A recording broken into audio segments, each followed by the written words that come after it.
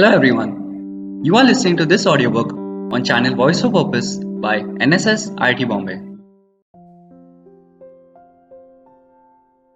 Today I will explain the lesson Mijbil the Otter by Gavin Maxwell. The narrative is about his experience with having an otter as a pet rather than say a dog or a cat.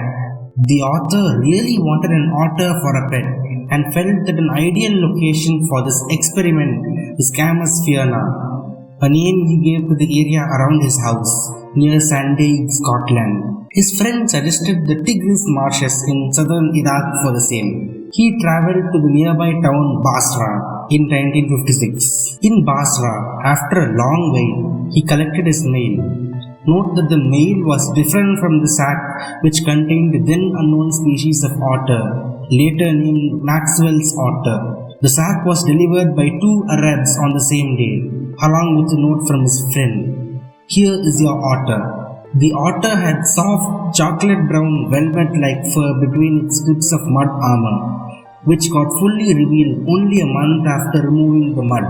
The otter was initially indifferent to Maxwell, but after 2 days the bond formed when the otter slept near his knee. Soon it started following him naturally and responded to being called Midge. It had a rather peculiar affiliation to water, specifically to having it scattered all over the place and moving, not at rest. Midge overturned or sat inside bowls and made a massive amount of splash in the bathtub. It also managed to open taps on its own and achieve full flow. Midge had its own time pass activities, playing with marbles, rolling them on its belly, juggling objects, shuffling, dribbling and throwing a rubber ball across the room. Maxwell was concerned about the transport of Midge back to London. As insisted by the airline, he packed Midge into a box to be carried next to his feet in the flight. To his horror, by the time he was ready to leave, the otter had torn the lining of the box, and the sharp resultant parts caused it to bleed profusely. He removed the lining and covered the lid before scrambling to the airport via a taxi that tore through the streets and arrived for the boarding on the last minute. In the flight, the air hostess was kind and understanding and allowed Maxwell to keep Midge on his lap. His seat was at the extreme front. Initially, the otter was on his knee. However, it escaped and ran across the floor and disturbed the journey of many other passengers before it was returned to him.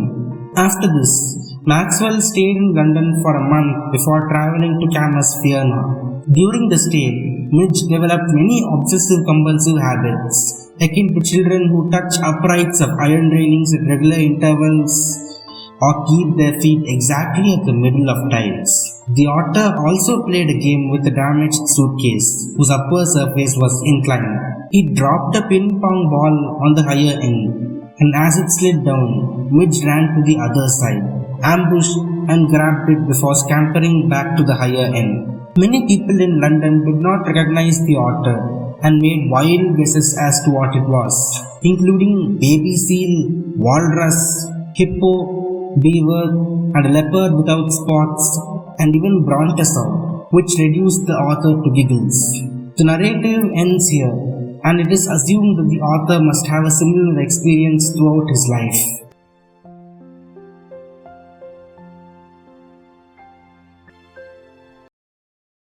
So hope you guys had fun. Please like, share and subscribe to this channel for more interesting audiobooks.